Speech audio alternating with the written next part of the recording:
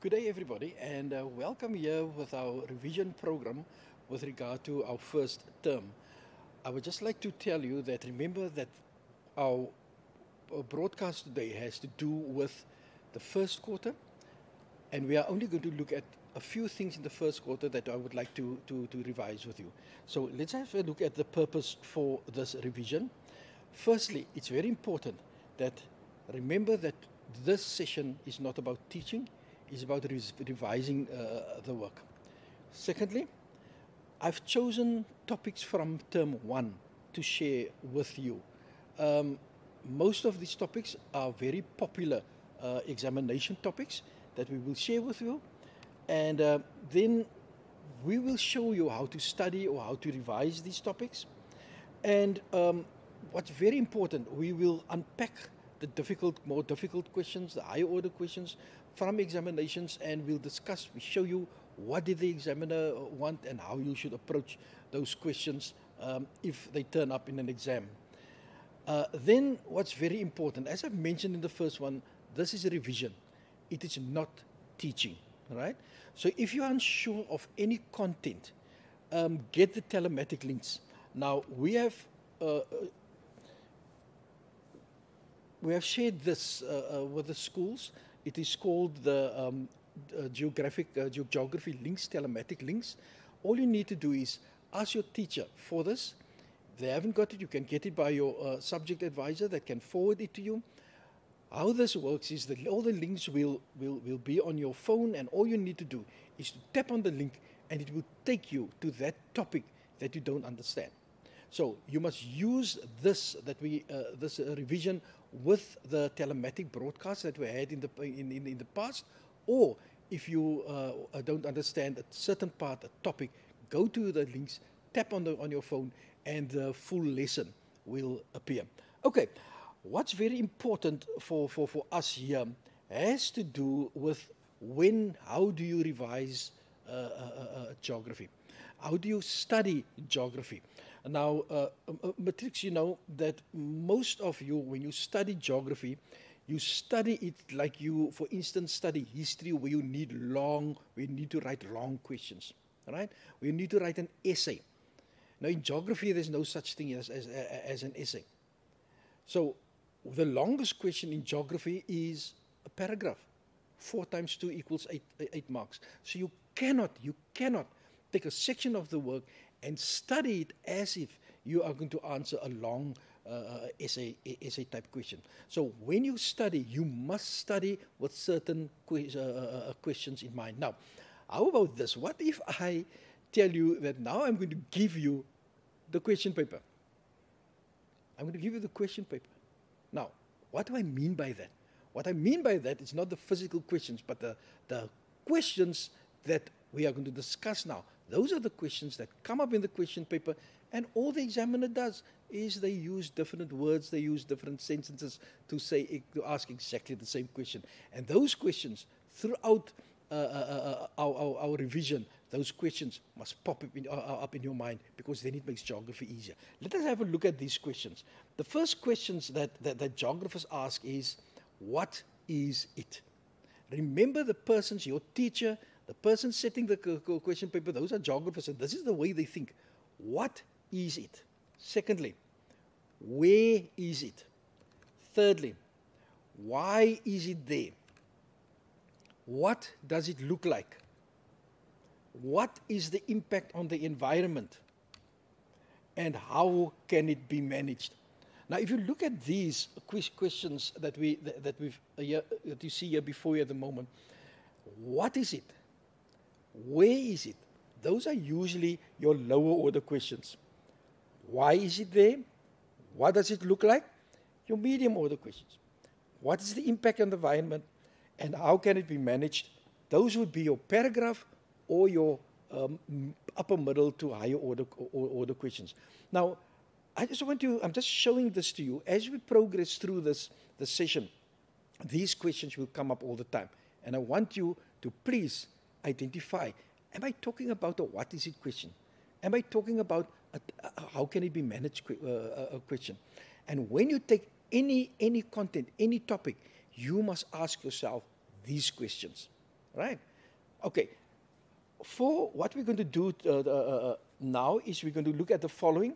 We are going to look at the first quarter's work, as I've said, climate and weather topics that we are going to have a look at. Firstly, the mid-latitude cyclones, tropical cyclones, subtropical anticyclones, including line thunderstorms and South African bergwind, valley climates, and urban climates.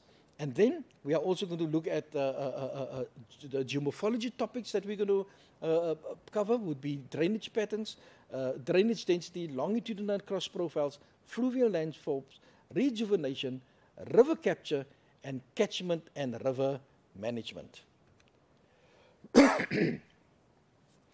Now, I'm starting off with the climatology part. Your first lesson that you actually was presented to you this year was the mid-latitude cyclone. Now, firstly, let us have a look. What must you know? If you do the mid-latitude cyclone, what must you know? The most important thing is you must know what's a cold front. You must know what's a warm front. You must look at the characteristics of the mid-latitude cyclone, the stages, and also the weather conditions, especially the changing weather conditions when fronts move over a certain area. Now, what I'm going to do now is I'm going to show you a question that appeared in an examination. And by means of this question, we are going to see if we can cover most of these things that I've mentioned here. Remember, I've told you the idea is not to explain it in lesson-wise, but to revise the work. Okay, here we've got the map of South Africa, and here we see a cold front approaching. And the first question is, identify the type of front on the diagram. Now, that is very easy. That, of course, would be the cold front, as you see it there. Right. The second question is a very popular question. It has to do with cross-sections on your through your fronts. Right. Now, in this sense here, we've got the question is draw a cross-section along the line AB on the diagram. Now, if you see the line AB here, we've got the line A to B, right? So the line AB runs through the cold front. Okay, so I would like to refer you to this diagram that I've got here in front of me. What we've got here is we've got the same cold front that we had on the slide there. And what's important, if you want to draw such a diagram, you must know where's the cold air and where's the warm air of your cold front. Now, remember, the name of the front, how do you know? How do you know this? Know it's a cold front? You look at what is the type of air behind the front, right? Now, if I refer you to this, here's the cold front. Behind the cold front, we get cold air. If it was a warm front, the position would have been reversed. Then we would have warm air behind and cold air in front. But the question asks them, draw a cross-section. Right, so what we're going to do is that our cross-section would be about through there, where we've got A here, and we've got B there. Right, so the first thing that I must do, I'm on my cross diagram, I must indicate. Right, there is my cold front. Now, what's the second thing? I must know that behind the cold front, we've got our cold air, right? And on the front, we've got the warm air. Okay, so we've got the cold air, because it's heavier, that is the movement of the cold air. And what happens now? The cold air actually lifts up the warm air starts to rise, and then what happens is we've got that clouds will form, and eventually it will start raining. Now, that is a rough drawing of your cold front. Now, if you look at this diagram matrix, you must also know, and go to your notes, I'm just giving you an example of a cold front, you must also be in a position to draw a cross-section through a warm front, a warm air occlusion, and a cold air occlusion. But this is the basis of everything. If you know how this one works, it will be easy for you to do the rest. Okay, so that was question 2. Let's have a look at question 3. Now, there's a very interesting question. The question there is, why is it a bad idea to visit one of the beaches on Cape Town, at Cape Town, when if you look at this weather map that we've got now? Now, okay, now what's very important here is before you can answer this question, and this you must understand, Patrick. You must understand that what I'm doing now is I'm unpacking the question for you. Let's have a look. Why is it a bad idea to visit one of the beaches of Cape Town today? All right. So, to answer this question, you must know the weather conditions. Okay. So, let me just refer you to the weather conditions. Whenever you have a question of weather conditions, you must know that these are the 5 weather conditions that you must talk about. Wind, temperature, cloud cover, precipitation, and air pressure. Right? Whether it's a tropical cyclone, whether it's a mid-latitude cyclone, doesn't matter what. When they talk about weather conditions, these are the 5 things that you must mention. Now, they are asking them, why is it a bad idea to visit one of Cape Town's beaches? Now, let's have a look at this weather conditions that we've got here. Now, firstly, if you look at the wind, see the wind is changing from northwest to southwest. Now, I'm coming back to that again. But what also can happen is that you can have an increase in wind speed. So it's not going to be a nice day at Cape Town beaches. The second one, have a look at this. Temperature drops. It's going to become very cold as the cold front moves over Cape Town. Then the cloud cover is going to increase, and precipitation, it can start to rain. Okay. Air pressure, that won't be such a huge role when it comes to you visiting the beach. I mean that you can feel it. So let's have a look at that question. The question again is, why is it a bad idea to visit one of the beaches at Cape Town? Let's have a look at the answer. Firstly, it's going to be windy. Secondly, it's going to be cold. There's going to be lots of clouds. But because the cloud cover has increased, it will start to rain. Okay. Now, Matrix, did you see how I unpacked this question for you? You must have an understanding. You must know where the examiner is going to when he asks this question. Now, an easier way. This question could have been asked very directly. It could have been a question like, what weather changes occur when a cold front moves over an area? That would be a very easy question. But now, they applied it to somebody visiting the beach. And you had to sort out these weather conditions that would influence such a visit in a negative way. Okay, have a look at the question. This was a very good and a very interesting question. Right, now let's have a look at the next question, question 4. There. Explain the changing weather conditions as the cold front approaches and passes over Cape Town. Explain the weather conditions as the cold front approaches and passes over Cape Town. Now, Matrix, this question has come up in a question paper a few years ago. And you know what? This was one of the worst answered questions in the paper. The reason, therefore, is that the Matrix confused the question with weather changes. And what they wrote was that the wind would change from northwest to southwest, the temperature would drop and all that. But that's not what the question is asking. The question here has to do with explain the weather conditions. All right? Let's have a look at our weather conditions again here. We know what's happening with the wind, with the temperature, the cloud cover, the precipitation, and the air pressure. That's not what they asked. They said we must explain why these things happen like that. Now we're going to just have a look at, but what? How do I answer this question? In other words, each of these weather conditions, I must explain why do they change, and why do they change in that specific order. Let's have a look. The first one they say is that wind changes the direction from northwest to southwest. Now the reason is now, but why? Remember that when you have your mid-latitude cyclone, it's very important. Let's have a look at our diagram here. You will see that this is the direction in which the wind is blowing.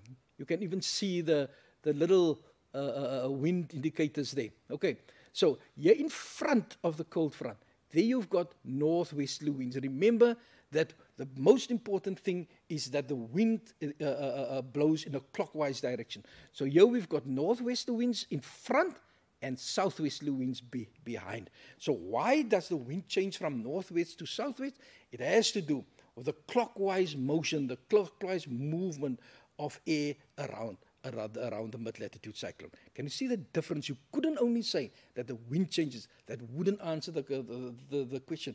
And that was exactly what happened to the Matrix that year, that they confused weather changes with the explanation of the weather changes. Okay, the next one is that the temperature drops.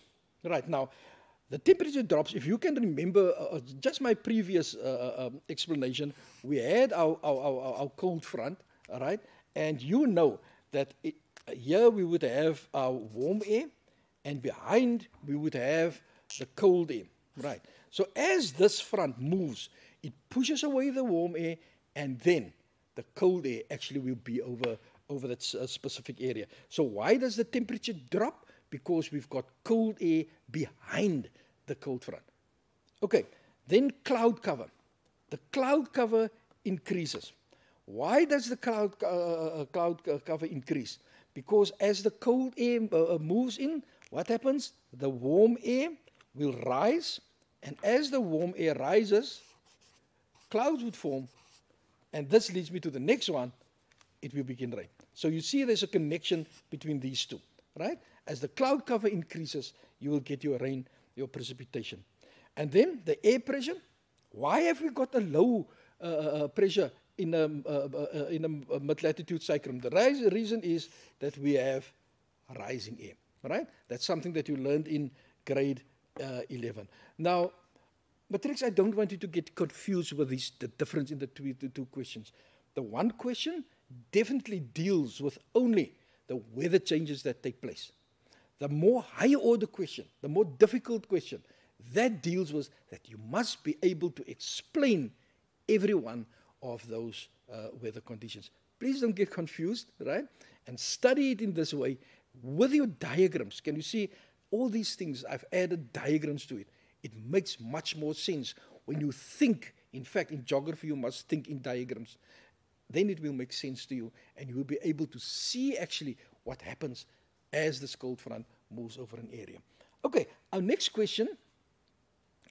Write a paragraph of approximately 8 lines to describe the human and environmental impacts of the mid-latitude cyclone on agricultural activities. Now, Patrick, have a look at that question. I just want to put that question on another slide. All right? And here I'm going to deal with how to interpret a paragraph type questions. This is exactly the same question that appeared in the previous slide.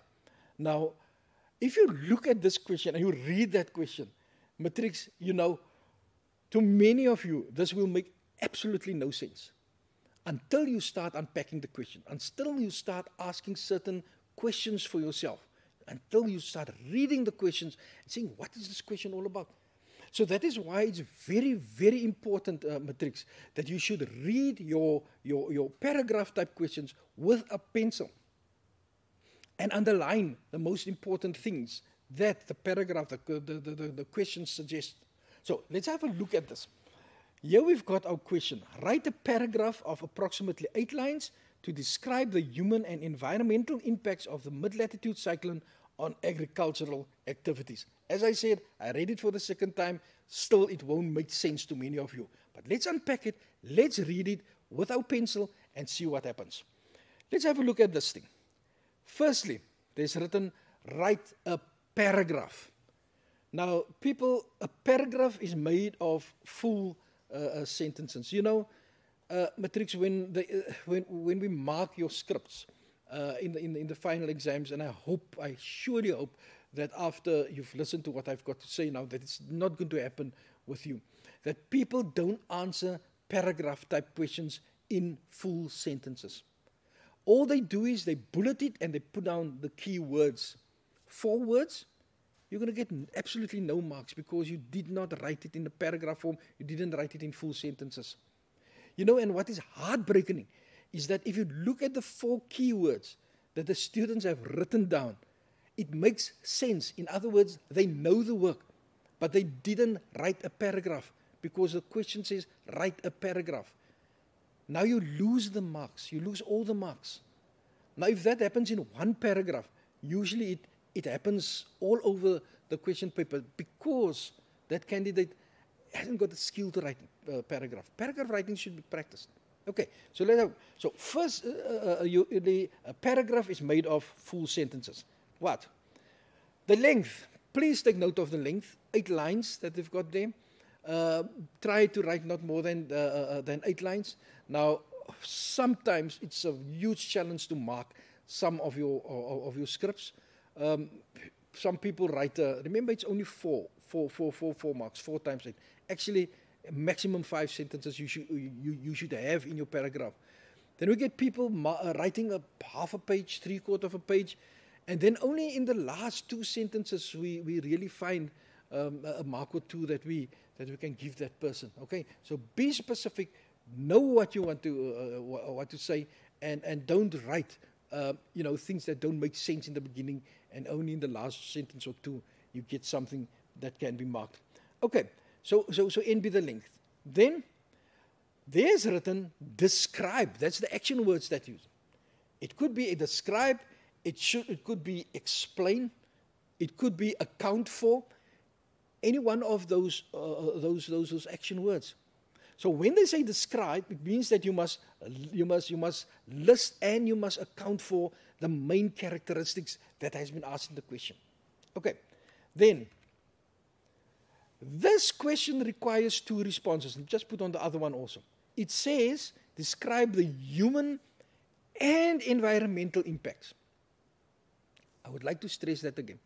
It says the human, that would be part 1 of your response, and the environmental, that's the part 2 of your response, impacts. That's what they're asking. So let's go further. They're talking about impacts. Now, matrics is very important that I must unpack the word impacts for you. You see? Because if you look at the word impact on something, it can have both a negative impact and a positive impact on anything. Right? So if the question deals with, says only, describe the impacts, this means you can use both positive and negative impacts. Sometimes the examiner chooses to say, describe the negative impacts. Remember that if there are positive impacts, and you have written that in the paragraph, it's not going to be marked. The marks are not going to be awarded to you, simply because the question only dealt with one type of impact. But this one is a nice question, actually, because you can go to town on it. You can do both the positive and the negative impacts. Okay, let's see what else. Impacts on what?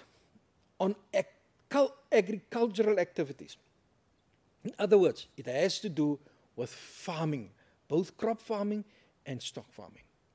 Now, Matrix, I want to have you, let's have a look at this question again.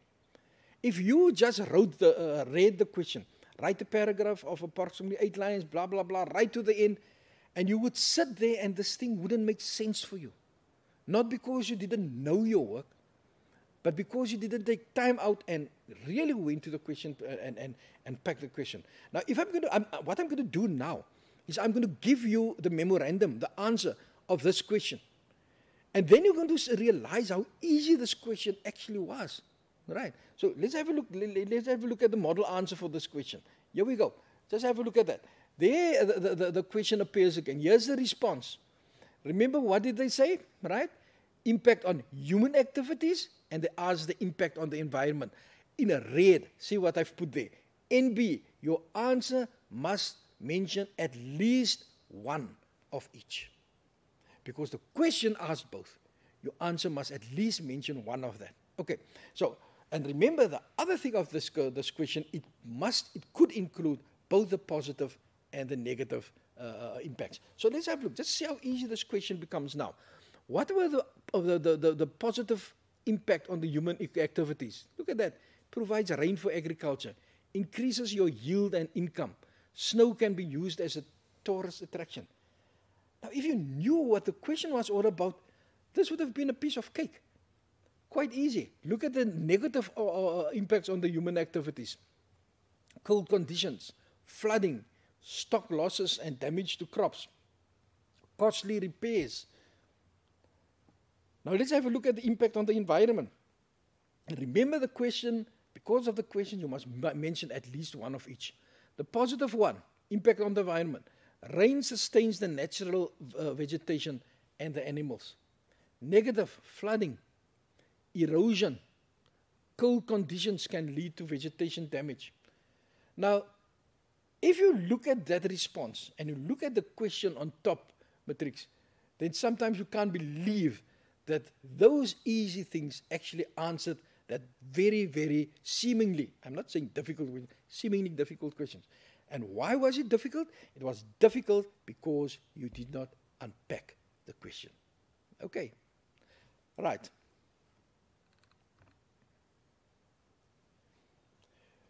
We're moving now to tropical cyclones. Now, Matrix, you know, tropical cyclones, these are the things that are very important in tropical cyclones: the favorable conditions, the characteristics, the location, the weather patterns, the development stages, and how they can be managed.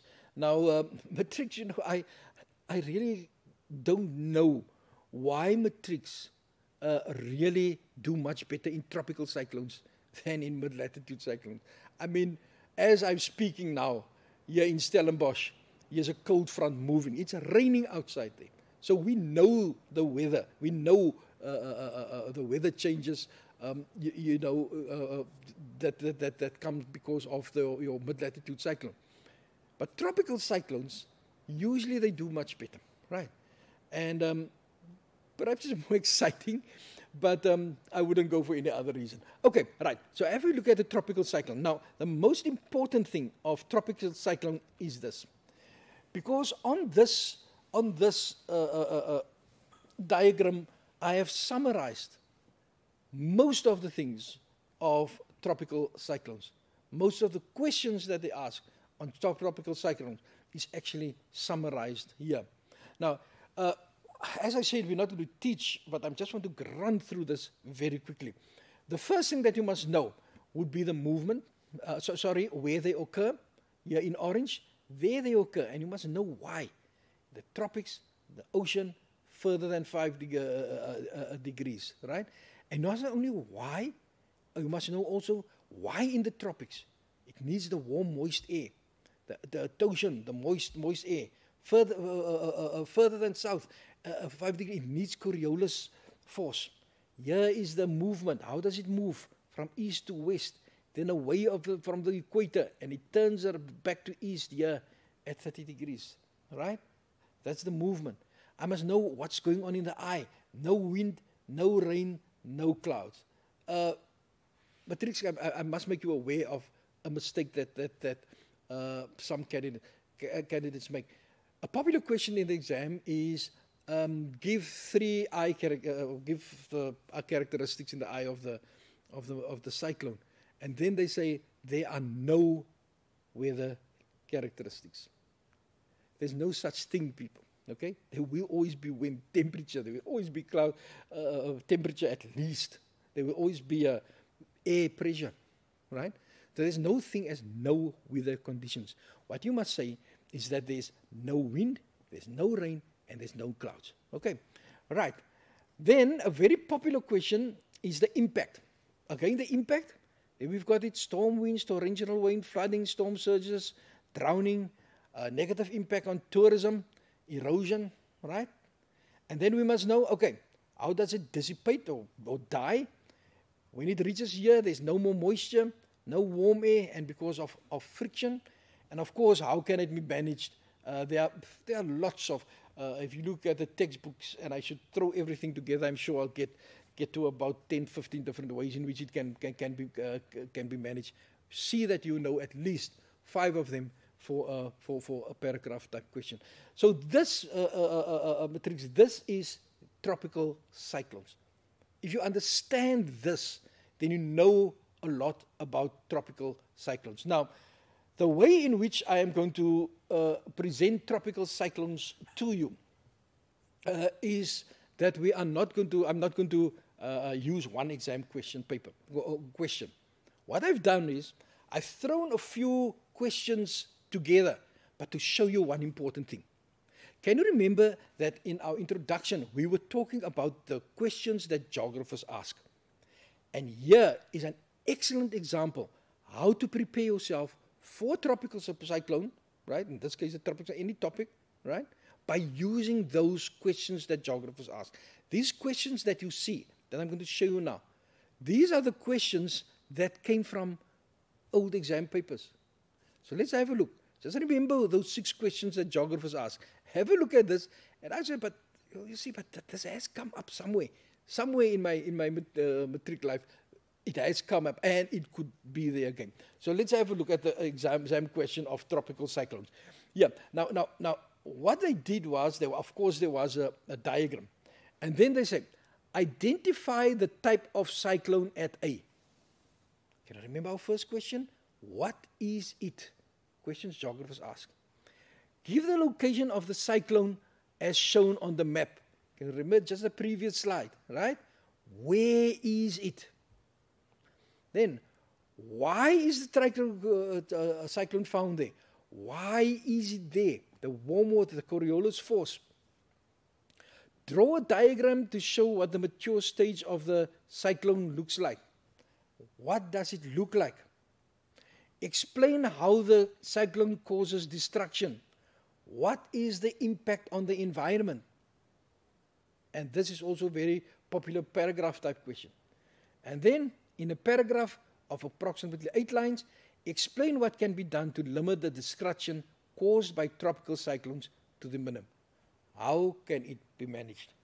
Now, Patrick, I made a joke at the beginning to say, I'm giving you the question paper. There's the question paper. All that the examiner is going to do is that he's going to use different words, different phrases, different sentences to actually set the same questions that we've got here. So when you prepare yourself, if you decide to study tropical cyclones tonight, the first thing that you're not going to do is to take that and take about 2.5, 3 pages and say, now I'm going to study tropical cyclones.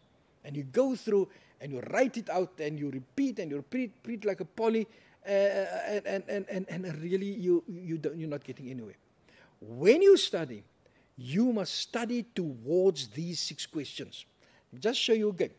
If you study towards, and when you look at your tropical cyclone and you can answer the question, what is it? Where do I find it? Why is it there? What does it look like? What is the impact on the environment? And how can it be managed? Now, Matrix, if you can answer those questions, you will at least get plus minus 65 to 70% of the marks. Because this is the core of which tropical cyclones is all about. Okay, so remember, studying towards the questions. You must remember that we must study towards the questions that we find in the questions that geographers ask. Okay. The next session that we're going to deal with is subtropical anticyclones. Subtropicals as anticyclones. And these are the most important things that we will address. Firstly, factors influencing the climate of South Africa. Secondly, line thunderstorms. And thirdly, the South African Bergwind or Bergwind conditions, as it's always also called. Now, before we can do this, we must know how do high pressure systems, anticyclones, affect the weather of our country. Now, what's very important is that you must understand this before you can understand something like line thunderstorms. Very important. You must know how your high pressure systems work, where they are, and the impact. Now, let's have a look at this. Here we've got the location of the high pressure cells. And remember here, this is very important, anti-clockwise rotation of air. Remember now, the first 2 things that we dealt with were mid-latitude cyclones and tropical cyclones. Those are all low-pressure systems. In other words, clockwise movement of air. Now we're doing the anti-clockwise movements of air when we have a look at the high-pressure systems. Now, okay. Now, there are basically 3 high-pressure systems found in South Africa. We've got the South Atlantic, we've got the South Indian, and the Kalahari high pressure. Those are the three most important high pressures. Now, what's very important that you must understand is have a look at this. Can you see the anti-clockwise there, circulation of the air? Here we've got anti-clockwise, and here we've got on anti-clockwise. And you must know that these two, the South Indian and the South Atlantic, these two play an important role when it comes to line thunderstorms. You must know that what we've got here, if you look at the anti-cyclonic circulation, it's going here over the warm ocean current and it's going to bring in warm air there. Here we've got it going over the cold and it's bringing cold air there. You must know that. We're coming to that now. Then the second one that you must know is South African bergwind. And the high pressure system that plays a role there would be your Kalahari high pressure. Again, look at the anticyclonic, anti-clockwise circulation of air and bringing air from the interior to the coastal regions. Matrix, if you don't understand this, you won't understand the following two things that I would like to share with you. Right? The first one would be the line thunderstorms and then the South African bergwinds. You must know which high pressures are involved with the formation of all of these two things. And if you know how, you must know how pressures work. And the only thing that you must remember, really remember, is your anti-clockwise movement of the air. If you understand that, then you can really understand anything when it comes to this. So let us have a look next at line thunderstorms. Now, if you have a look at your line thunderstorms, it's very, very important that you must know which two high pressure systems. I've got my South Atlantic and a South Indian one. Okay? What did we say? Anti-clockwise. See what's happening. Warm air over the warm Mozambique current, bringing in warm air there. Here, cold air, bringing cold air here. Where do they connect? At the moisture front. I'm going to have cold, dry air on that side of the country, warm, moist air on the other side of the country. What's going to happen when cold and warm air meet? Cold air is much heavier, going to duck under the warm air, and it's going to rise the warm. And because we've got warm, moist air on this side, we're going to get our thunderstorms, our line thunderstorms on that side. Very, very important that you must know that. On the other side, we've got the cold, dry air. So the possibility of thunderstorms on this is not as strong as it's on that one. Right? That is what you must know of line thunderstorms, Matrix. Right? As I've said, I would just like to repeat myself. If you understand how high pressures work, if you understand this that I've shown in the previous slide, and you know the movement of the air and how on this side you've got warm air coming in because of the warm Mozambique, and on this side because of the cold Benguela we've got cold air, then they meet at the moisture front. What happens then? The warm air is going to rise and we're going to get our thunderstorms, mostly to the eastern side of the moisture front. Now, this has also been said in an exam question. Let's have a look at this. This also now is an exam question paper that deals with line thunderstorms. The first question that we've got there. Name the front of the interior where line thunderstorms originate. Here we've got the front, right? And of course, that's a very easy question. If you listen to what I said in the previous, you would know that that is called the moisture front. Okay. What evidence suggests that line thunderstorms are shown? Now, Matrix, if you have a look at this whole satellite photo here, you actually can write anything. You can write about the moisture front. You can write about the movement of the air, the warm air on the one side, the cold air. You see all these things on the photo that we've got here. You see the cloud cover there. Okay, so that is all the indications that the line thunderstorms are shown. The third question: why are line thunderstorms generally associated with summer? We won't have this now during the winter in South Africa. But why in the summer? Here's your answer. You must understand the movement of the inversion layer. That in the winter, the inversion layer, see where is it? Right below the plateau. And what's happening, that this This moist air can't pass over there. But look at the summer. Here we've got the inversion layer above the plateau, and what happens now, because it's much warmer, it rises. Here we've got that the moist air here from the Indian Ocean can go over the plateau, and it can bring your rainy conditions or your line thunderstorms in the interior. So that's the second question. The third one, the third question, sorry. The fourth one, what is the source of moisture? See, if it rains, if you've got thunderstorms, somewhere you must get moisture. And the moisture in this case would be there. It would be the Indian Ocean. If you can remember the previous slide I showed you, you saw that because of our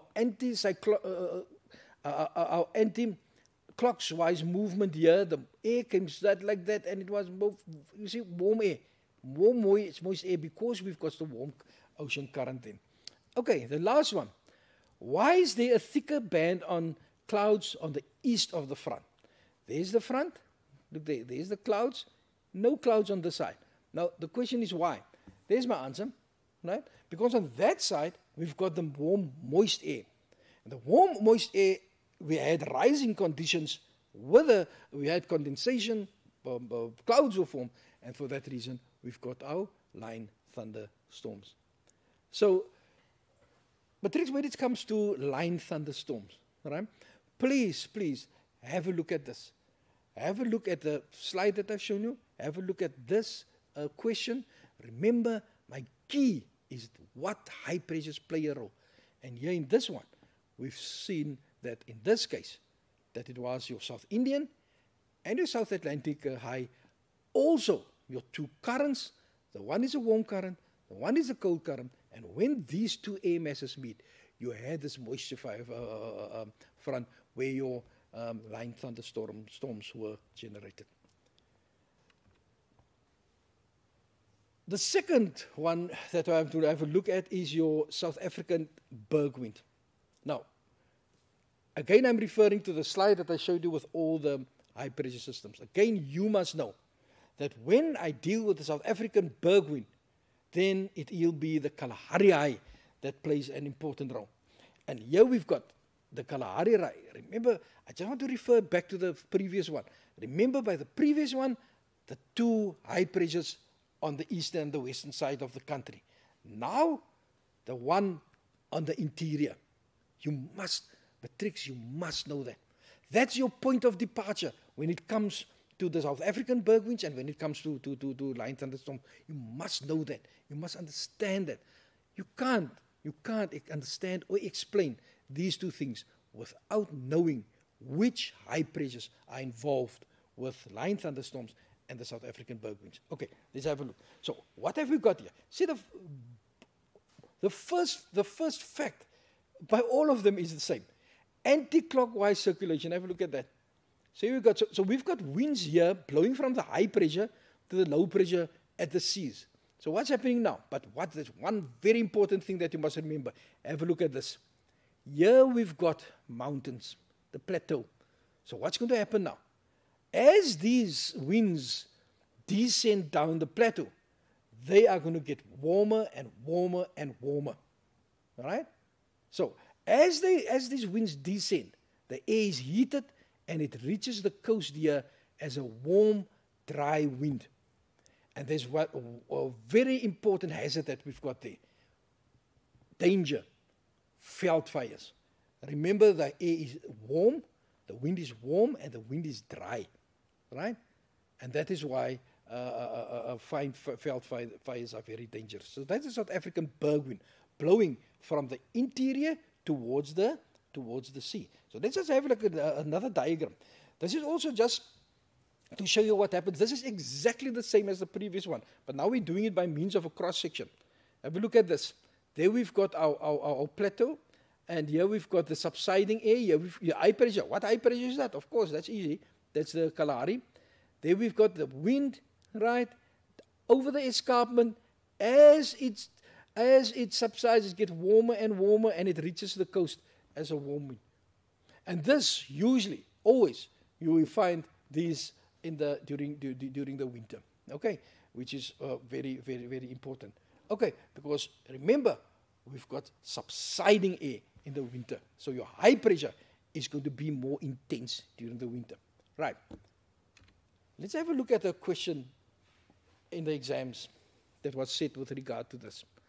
The first one, name the season in which South African berg winds develop.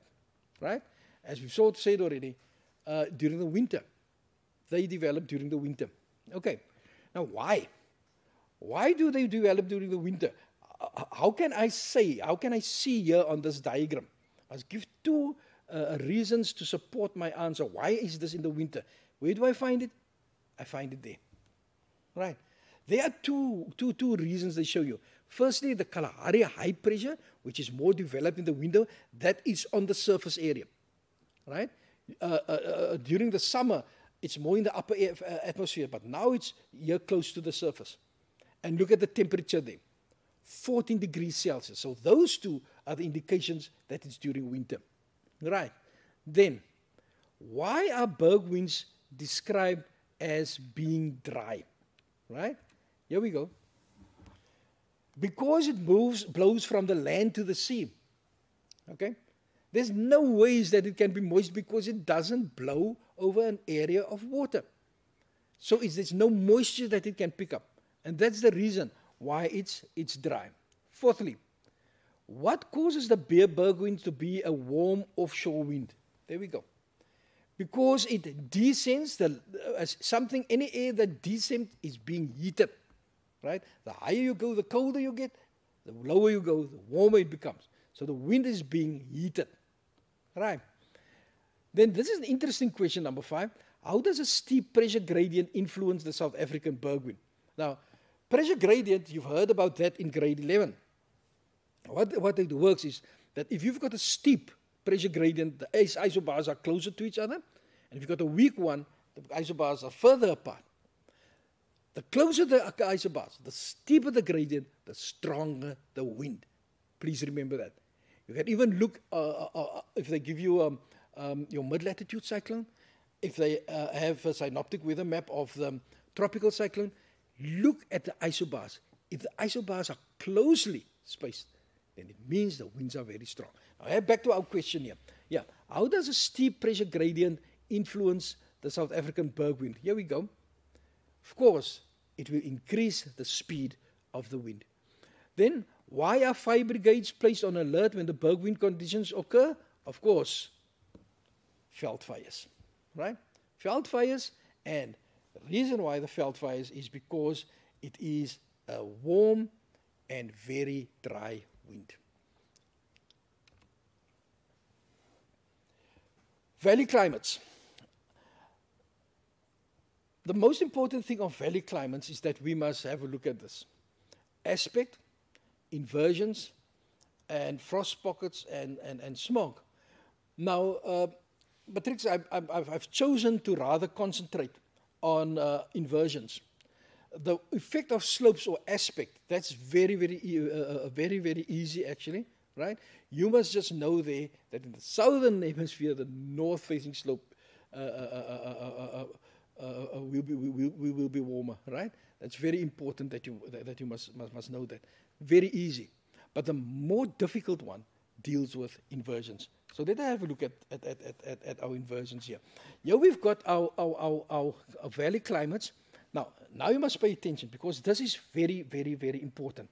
So what happens now is that during the night, you've got sinking cooler air that is down the slopes. Cold air sinks down the slopes during the evening. So what happens then is that the warm air is displaced upwards towards and then we've got the inversion. Now what is an inversion?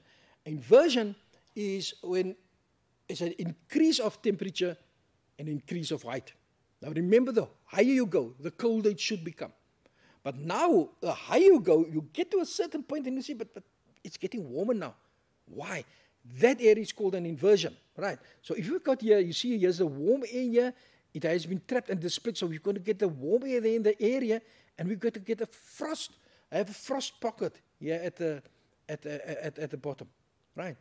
And these would be, of course, our katabatic flows that we've got here downslope. And the farmers, that's what we must, please remember that. The farmers must manage this. And they will plant your frost-resistant crops. They'll plant here. And all the crops that are sensitive to frost, they will plant up higher up. Their weights much warmer. That is what you must know to answer the following question, which also comes from matric exams. Right. Now let's have a look at this. The first question. Is the wind at X, there we've got X, a katabatic or an adiabatic wind? That, of course, would be your katabatic in the evening, downslope, right? What evidence indicates that B is the thermal belt, the band of warm air? Here we've got it. I want to know, why is B the thermal belt? Where do I get the answer? I get the answer there. Now have a look at what's written here. Here we've got your your higher temperatures. We've got lower temperatures there, and we've got lower temperatures there. In other words, we've got here a band of warm air that we've got there, right? So that would be our thermal belt. Explain why the slope X will be more, with the wind there, why it will be more intense during the winter. Why do we get the katabatic effect more intense in the wind? What happens? In the winter, the air is heavier, it's colder, the air is heavier, and it sinks much faster, so the effect would be much more in the winter than in the summer. Account for the low temperatures experienced on the valley floor. That's there, right? Can you remember when I showed you the previous slide? What happens? The cold air sinks down, and what happens? It actually forces the warm air upward, right? So you've got cold air at the bottom and warm air on top. That is where your inversion comes in, right? Then the last one, how will farmers have to adapt to their farming methods due to the temperature change on the valley floor? Remember, it's colder. It's a frost pocket, right? So they can lose lots of the things that they farm with. So let's have a look at this. To plant their frost-resistant crops of your glass houses that you've got, diversion walls. You could build walls on the in that area, and as the wind comes down, you block the wind and divert the wind in a different direction. You put torches and fire drums there in your farms. You light it. What's going to happen then? The temperature, you will see that the temperature doesn't drop below freezing point. And you've got this movement of airs, and as long as you've got movement of air, the temperature, you won't be able to, you won't lose any of your crops because of the frost pocket. Okay, so that has to do with your inversions and your katabatic effects and the impact on farmers. Urban climates. Now, if we have a look at urban climates, I'm not going to really spend a lot of time with urban climates. This is quite easy. So what we've got is, you must know the reasons for differences between urban and your rural area. The heat islands you must know, the pollution zones, and the effects of heat islands. Now, when we have a look at this matrix, this is what you must know. You must know the differences between the city and the rural areas. Now, here's an indication of what the temperatures are in the urban areas. It's hitting here by 40 already, and between 20 and 30 in the suburban areas. Now, if you just look at the difference between the two, look at this, green, right, natural, and you look at this, a built-up area. Immediately, you're going to get something, a disturbance, right? Because in cities, you've got artificial surfaces, you've got high buildings, you've got a lot of industries, you've got many cars, and all these things contribute to the high temperature in the cities, and of course, because the absence of all of this in the rural areas, you'll have much lower temperatures there. Now, this was a question that also came in one of the exams. If these are isotherms, lines, temperature lines, and if you see, you'll see that 30 degrees, 32 degrees, 34, 36, the closer you move to the city, the higher the temperature. And that is very, very important that you must have, that you must know that. And you must know the reasons for that. You must know the reasons when you refer to this, the artificial surfaces, the high buildings, the industries, and the many cars. These are all responsible for this, that we find them. And then, of course, the pollution dome that we find in your cities. What is the pollution dome? Is that because of this heat that happens, it's a mass of polluted air that is trapped by inversion layer and prevented to rise. You've got this, this polluted air completely trapped in the cities, and actually it's one of the most unhealthy things that we find in cities, because the pollution cannot rise, and it stays there in the cities all the time. Now, okay, Matrix, that brings us to the end of our climate revision. I'm going to start off with geomorphology now, and I'm going to start off with drainage patterns. Drainage patterns. Okay, now if you have a look at your drainage patterns matrix, the most important is this here, right? You must know the following. You must know the following of drainage patterns. What does it look like? The descriptions and the underlying structures. Now, doesn't that sound familiar to you, right? The questions that geographers ask. What does it look like? Why does it look like that? Where do we find it? Okay, right. So on this diagram that we've got here, the radial, rectangular, dendritic, trellis, these ones are shown here. And you must know, what does everyone look like? They've got it. You must be able to describe, let's just have a look at the dendritic, for instance. It looks like a tree. Why is it that? Because you find uniform rocks. And for each of these, it will be best if you do something like this, right? And study drainage patterns in this way that I'm showing you on this slide. Now, if you've got this table, there are all the patterns that the drainage patterns that we've got, okay? The first four are the most important patterns that that you find: the dendritic, the trellis, the radial, and the rectangular. Now, the first thing that you must know a diagram of each one of them. That's very, very important, okay? And then you must be able to describe each of them, right? And then you must know. But remember, and this is the very important question, you mustn't only be able to say that this is what we find. You mustn't be able to say, for instance, that at the trellis one, right, you've got your short tributaries, you've got streams flowing parallel to other. You must also say, why does it look like that? And the only way that a river looks has to do with what's lying below the ground, your underlying structures, right?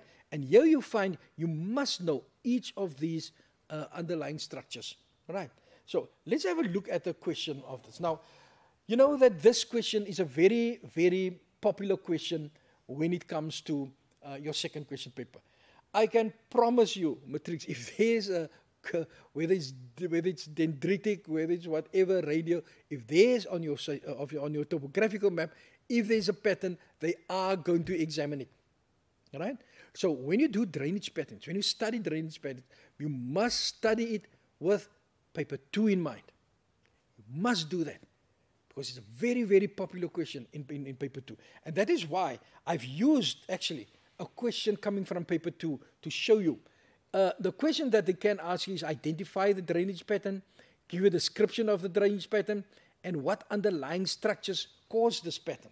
Now, if you ever look at this, here is the river flowing, and it looks like a tree. Look at that, like the branches of a tree. So, if we look at the answers for this, it's very important that you must know that, okay, that's the dendritic one. Why? It looks like the branches of a tree.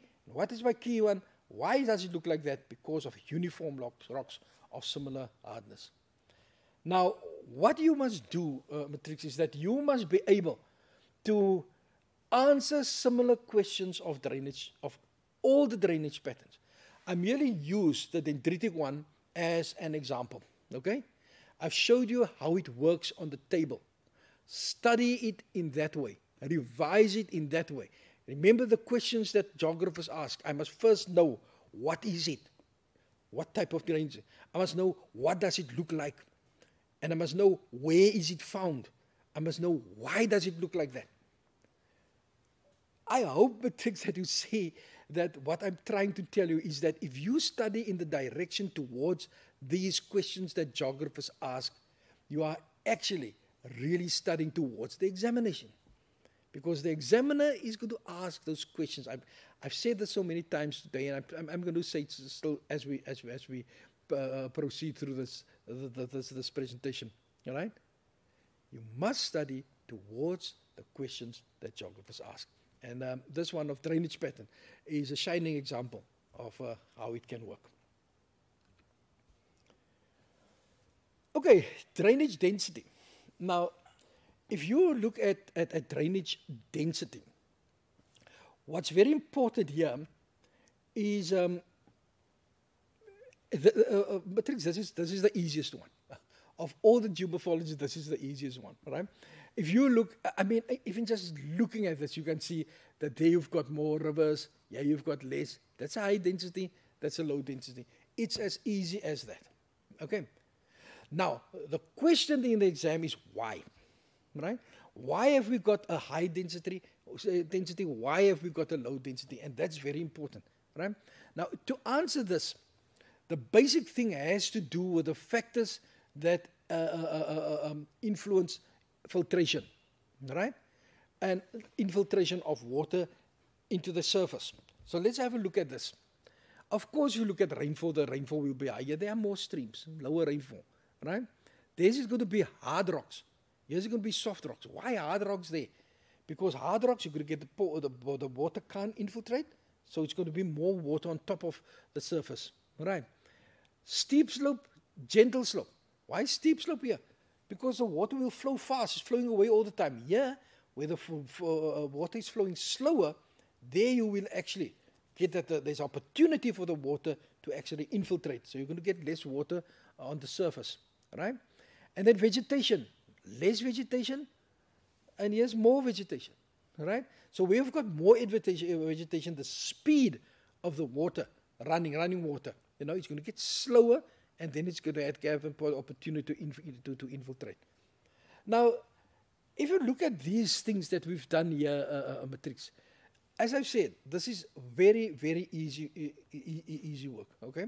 See that you understand this, but see what it makes it even easier is you only need to study one of that, high density, because the low density is exactly the opposite, right? If you know your facts for the high density, just study that one and write the opposite down, and you've got your answers for your low density. Okay, let's have a look at a typical exam question. Now, can you see how easy it is? This comes from a question paper, right? The first one is which one has a higher density. Now, that's easy. Okay, of course it will be A, right? Give a reason of your answer. Of course, there's more streams, and you've got less streams, right? But then, this question tests if you know why, all right? The factors. The first one is vegetation. Where will you find more vegetation? You'll find more here. Because what's going to happen here, it's going to slow down the flow, the speed, and the water will be able to filtrate. Infiltration, of course, more infiltration there than here. That's why you've got less streams. And the gradient of the slope. Again, at a steep slope, what's going to happen at a steep slope? The water is going to flow away. It can't infiltrate. Can you see, Matrix? The basic thing has to do with infiltration, right? That's basically what this is all about. This is an easy marks for you for when it comes to your drainage density. Matrix, you know that the longitudinal and cross profiles, that forms the basis of geography for your matric. It forms your basis of everything, right? Now, everything from now and for the rest of the syllabus, there's one thing that I want you to remember. that if you know what the speed of the river is, you will be able to get quite a few marks. All right? I'm going to start off with longitudinal and cross profiles. Before I come to that, let's just have a look at it. If you know that in the mountain there's a steep slope, what's going to happen? The water is going to flow faster. What process you're going to get? Erosion. You've got that. As the river exits the mountain, it's on its way to the sea, what's going to happen? The slope is going to become gradual. What's going to happen to the speed? The speed is going to become slower. What's going to happen now? It's going to start erosion more sideways, and deposition is going to occur. You're not going to believe me if I tell you how many times I'm going to mention the speed of the river for the rest of the presentation here. But as I said, we are busy with longitudinal and cross profiles. Now, the first thing that you must know is what is a longitudinal profile and what is a cross profile. Let's have a look at this. A longitudinal profile is a side view from a river from the source right through to the mouth. Right? The side view of a river from a source to the mouth. Please, Matrix, when they ask define, please don't forget to write the word down side view. That is the essence of it. Right? You can't only say it's drawn from the source to the mouth. It's the side view. Okay. Then the transverse or the cross profile, that is when it's drawn from one riverbank to another riverbank. Right? If you're on the one side of the river and your friend is standing exactly on the opposite of the side of the river, and you could draw what you see from the one side to the other side, that would be your cross profile. Okay, now let's have a look at how do these things, your longitudinal and a cross profile, how do these fit into each other? Okay, here we've got the longitudinal profile of a river flowing here from the mountain, and it's flowing right down to the sea. Okay? And in geomorphology, we've identified three courses. The upper course, while it's in the mountain, the middle course as it exits the mountain, and the lower course, the last few kilometers before it reaches the sea. And in each of those courses, we get different characteristics. And these characteristics you must know. But as I said, if you know the speed in which the river flows, where is it flowing fast, where is it flowing slow, this becomes the easiest thing to do. Let's have a look at it. In our upper course, here we've got him. Look at that. Fast flowing. Because the river is flowing fast, it can erode or eat downwards, you know. And what have you got there? Waterfalls, rapids, interlocking spurs. These are the things that you get in your upper course. Those are the landforms. Okay? See what happens in the middle course. Now it exits the mountain. The slope becomes more gradual. Right? The flow is going to be slower. Lateral or sideways erosion. And usually you start getting, look at that spurs, look at the meanders that are also starting to form there. And here in the lower course, it's almost flat, completely flat. Slows very slowly. Deposition is a process. And you get your oxbow lakes, you get your deltas, meanders, and so forth you get in the lower course. Now, Matrix, I want you to have a look at this and see how important the first thing was that I told you. Namely, the velocity or the speed of the river. If you know the speed of the river at a certain point, you can determine lots of characteristics of that specific stage of the river. Now, that was the longitudinal. Now, what happens in each of the stages to the river if you look from the one bank to the other bank? Let's have a look. In your upper course, what happens there? Look at that. Can you remember we said downward erosion? Look at that, right? This is from the one bank to the other bank, downward erosion, and you get that small and narrow river valley there. When it exits the mountain, it looks like that. It becomes broader because the mountain, is not there anymore. In other words, the river can expand sideways. Look at that. The last one, It's even broader valley. It's almost flat. Now, Matrix, remember, you must be able to draw the cross-section of the river in relation to the longitudinal profile. The cross profile, you must be able to draw in relation with the longitudinal profile. Now, this slide that I'm showing you now is very, very, very important. Okay? This is a summary of longitudinal and cross profile. Everything that I told you now is you'll find here. Right? The first thing, here's the cross profile. What is my most important question? What does it look like? Right? Look at that. You must know that it becomes wider. You'll see that in the upper course, you will see that the valley is very, very, very deep, but not wide, right? So that will be in the upper course. In the middle course, the valley will open up, all right? And in the lower course, it will even be much wider. So that's that one. You must know the features. Now, if you know these features, you will know the speed of the river, and you will know the processes. All right? So, Matrix, when you study this, when you revise this, don't just go and study the things for you to know it. You can figure it out. You can understand it. You must just know these are the names of the three courses. You must know what does the gradient look like by each of the three courses. And if you know that, Matrix, you don't need to study anything further because the rest will follow. Right? Because you will know the flow. You will know what process. Because if it's a fast flow, it must be erosion.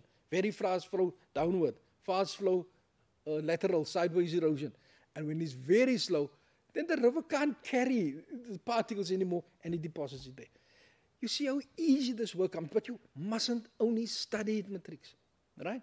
You must understand it in the way that I have just explained it to you. And when you revise this work, do it in this way. Ask the questions the geographers ask, right?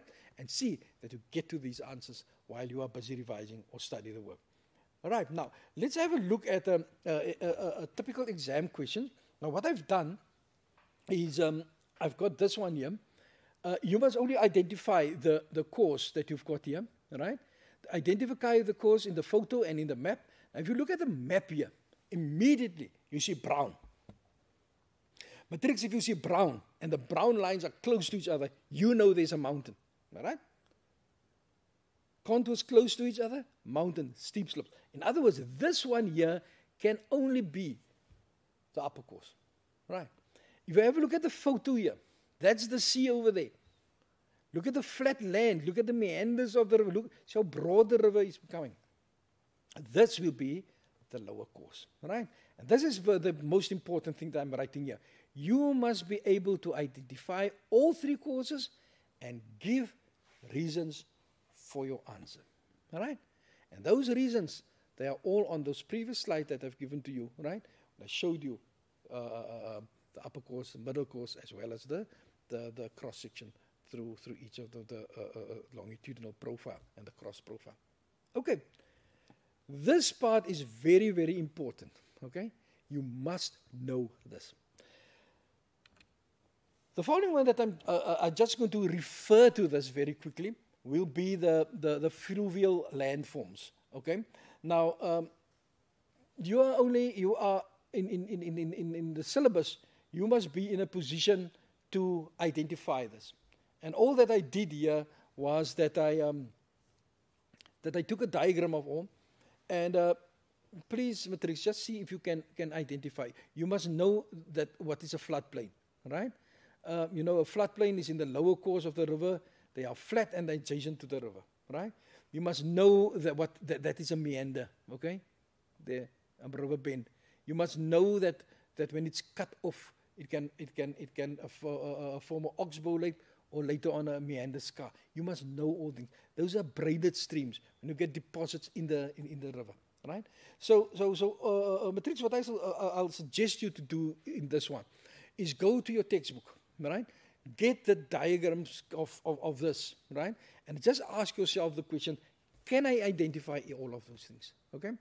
And say, but give a description of what it looks like, right? So that is quite easy. The next thing that I would like to get to is the rejuvenation of rivers. Rejuvenation of rivers. Now, when you look at the word rejuvenation, and I'm going to do all that I want to, this is the one that I'm going to explain to you. Okay. Because people struggle with rejuvenation. If you look at the word rejuvenation, juvenile, a younger person. So rejuvenation means it's an older guy, and it shows characteristics of a younger guy. And if you look at rejuvenating cream, you know, many of the ladies use rejuvenating cream to make their skin look younger. So now you must understand, young river, you must understand your more mature river, and you must understand your old river. It works exactly the same like people. And I want you to think on those lines, right?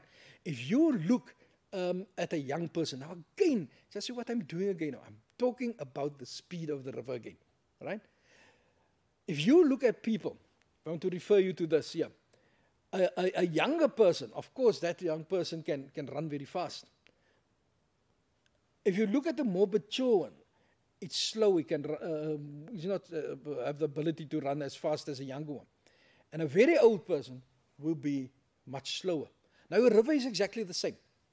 In your upper course, right, you've got lots of the gradient is steep, and it's going to run very fast, and that is called your young river, right? In your middle course, there we've got what happens now is that the speed, you expect it to be slower. And at the last course, you expect the speed to even be slower in the lower course. But that doesn't always happen that way, okay? Sometimes you will get that suddenly your speed in your river starts to flow much faster, right? And that is where the word rejuvenation comes in. Rejuvenation, and it's important that you must know the definition. Rejuvenation, when a river starts to flow faster and it's got renewed energy and increased erosion. Now, if you look at the middle course of the river here, and you see that, wow, here's a waterfall. Then the water is going to flow much slower and faster, and you don't expect that water to flow that fast. That is where your rejuvenation comes in. The river is in the old stage, but it's showing the characteristics of a river much younger. That is what is called rejuvenation. Now, if you have a look at this, the question is, but how does it happen? Now, how does it happen? Remember, Matrix, I've been talking to you about river speed most of the time now, right? So if you want to know how does rejuvenation occur, all you need to do is to think, but how can a river increase its speed? Let's have a look at this. Firstly, a drop in sea level, right? If you've got a river that's flowing, and I hope you can see this that I'm going to show you now. This is what your river looks like, right? This is your upper course here, with my fingers here, right? And this is your lower course here. That's your river flow. Now, if you've got a drop in sea level, let's see what happens. Yeah, drop it in sea level. Look at what's happening there. Yeah, about where my fingers now. Do you see the gradient increased, right? This is the sea. Now, this means that at that specific point, the water is going to start to flow faster. So that's the first one, a drop in sea level. But what can also happen is that the land can rise. Have a look at this. Remember, I first, with my right hand, I dropped that. But now I'm going to rise my left hand, see what's happening. All right? So again, doing this again, you see what's happening now? That the gradient has increased, becoming steeper. So this means the water is going to flow much faster there than you expect it to fast. So that's the second reason why rejuvenation, why it can start to flow faster. Then increased rainfall over a long period of time. And that's going to happen now. The more water you've got, the faster the river is going to flow. Then a fast flowing tributary. If you've got a river, I'll show you now. If you've got a river flowing in this direction, your river is flowing, right? And you've got one fast flowing river. Show again, slower river and here's a faster flowing. What's going to happen here? At the point of the confluence here, you're going to get that the speed of the river is going to increase. And when the speed increases, you shouldn't get that speed at that specific point. And then that process is known as rejuvenation. The other one has to do with stream piracy or river capture. I'll come to that now. That's my last slide that I'm going to show you. Okay, so this is rejuvenation. You must, the reason why matrics can't answer questions for rejuvenation is because they don't understand the term rejuvenation. They don't understand why water can flow faster on specific places. Okay. Then, where does it occur? It occurs here. It's a place where it occurs. It's called a Nick Point. And then, of course, the landforms that we get there would be a Nick Point waterfall, terraces, and incised meanders. Those are the landforms that you find there. Now, if you have any problems with this, I know it's perhaps a little bit difficult. Go to our previous telematic broadcast where I explained this to you. Get to those, the one with the links on your phone, and tap on rejuvenation. And then the whole process with diagrams will be explained much more in depth than that I've done to you now. So please at least do the rejuvenation one. The final one that I'm going to have a look at is called river capture or stream piracy. River capture or stream piracy. Now, one of the reasons that we kept this one for last, this was examined. I'm going to discuss last year's question with you. This was examined in last year's question paper, 2 years ago again.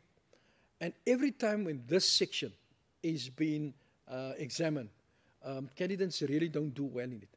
This is my favorite part. I love stream piracy or river capture, right?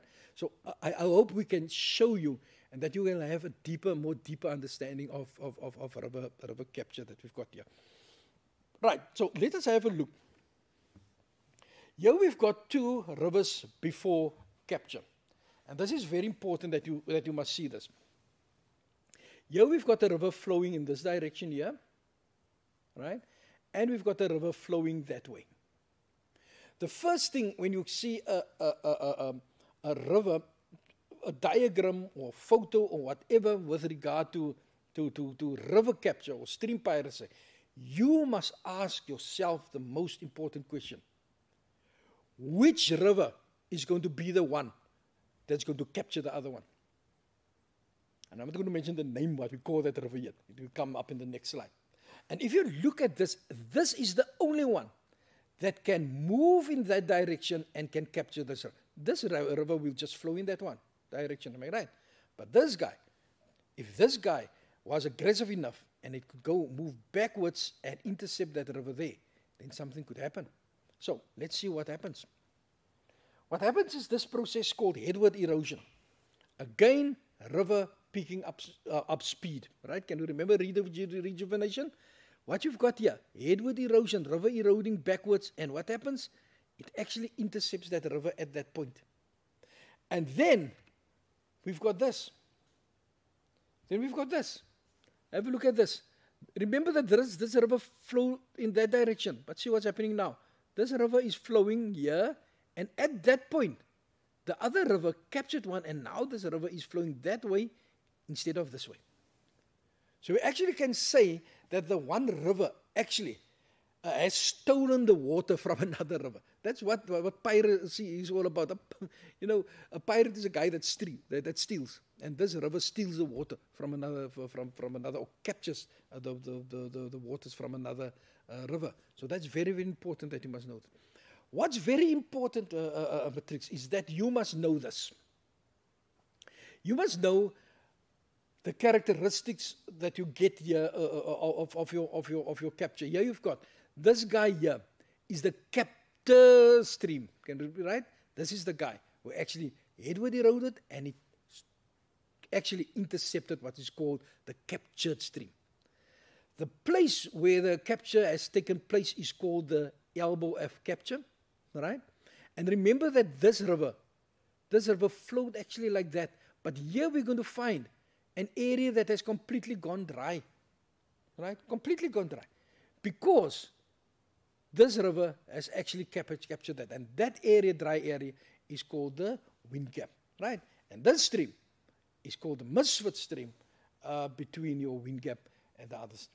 Okay, so that is what you must understand. Now, last year, this question had been asked, right? Two diagrams. The one was captured, before capture, and the one is after capture. And what did I say? When you are confronted with a diagram like this, the first thing that you must do, right? If I just go back, the first thing you must do is you must look for the stream, right? The one doing the capturing, the capture stream. That is the first thing that you must look for. All right. So let's have a look. So in this sense, you see that here's stream K. See what's happening here? Headward erosion, backward. So this is the only stream that really can capture that. So if you have a look at this river was flowing that way. This was a tributary of this river. And this one, headward erosion, and it intercepted that river. See what's happening now? Now this river is flowing like that. This river isn't flowing towards that one now. It's flowing away. It has been diverted. The flow has been diverted because of the capturing process. Right? So the first thing that you must be able to do is you must be able to define the term river capture. Right? You must be able to say that river capture is when one river captures, intercepts the waters of another river. Or sometimes steals would be accepted. Right? Right, now describe the erosion associated with the process, and this is very, very important, right? That is the erosion. It would be your headward erosion, and it will get to the elbow of capture, right? That's very, very, very important, right? Headward erosion. You cannot explain river capture, stream piracy, without the word headward erosion. Okay, identify L and M. There we've got that. That would be the elbow of capture. You'll see it looks like this. Just remember when you do that, your elbow, remember the stream first was flowing in that direction. What happened? It did this, flowing in the other direction, and that's the elbow of capture that we got. So we've got the wind gap, right? The dry area that will be found in. Match the terms captured stream and misfit stream. There we got that. That's the misfit stream would be this one. Can you see? Right? Got the misfit stream there. And that one would be the capture stream. Because that one has actually been the aggressive one who did the headward erosion and has actually stolen or captured the waters of the other river. Right. Now, if you have a look at this matrix, what will the effect of the river capture be of the water in stream K? Here's stream K, right? What will the effect be? This was stream K. It captured the stream K. In other words, we're going to have more water in stream K. But this river there, the water is going to be cut off.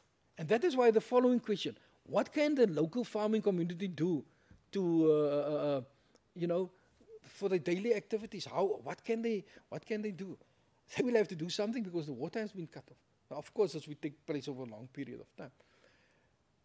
But things like more irrigation will have to do. Basin transfer of water, right? Use water, more effective use of water. This is what farmers, because they've got less, not only farmers, even industries, even your sport activities, right? If the water have gone. These questions, people, when they ask these questions, please think, just think further, all right? Most of these answers are not in your textbooks. It's a question where you will have to think and provide answers. Okay, now, what's very important now in river capture is that remember, I'm back to my first slide, all right? Study with these questions in mind. What is it? Where is it? Why is it there? What does it look like? What is the impact on the environment? How can it be managed? And if you look at these questions on the previous slide that I've shown you, most of those questions are here, right? So if you study something like river capture, I'm just showing you now, right? You could draw yourself a table and write down the 6 questions there. And if you take those 6 questions and you take your notes, your content, and you write down the answers there, what is it? It's river capture. Where is it be found? It's be found at the elbow of capture. Why is it there? Headward erosion. What does it look like? You must know all those labels, the captive stream, the captive stream. You must know all of them, the misfit stream. Right? What is the impact on the environment? Some places are going to have more water. You're going to have erosion there. Right? The other places, water has been cut off. They're going to have problems there. Right? How can it be managed? The previous question, we had that. What must farmers do? Right? What must they do to get more water? Okay. So, Matrix, that's it for our revision. All that remains me to tell you is that good luck for the exams. Good luck for your preparation towards the exams. Think always think questions that geographers ask. If you ask yourself the questions geographers ask, I can guarantee you won't get. It's impossible to get 80 and 90% because you've got to know a bit more. But you can get up to between 65 and 70% because those are the questions that are just restructured, other words used, other sentences used to ask exactly the same question. Good luck with the exams and bye.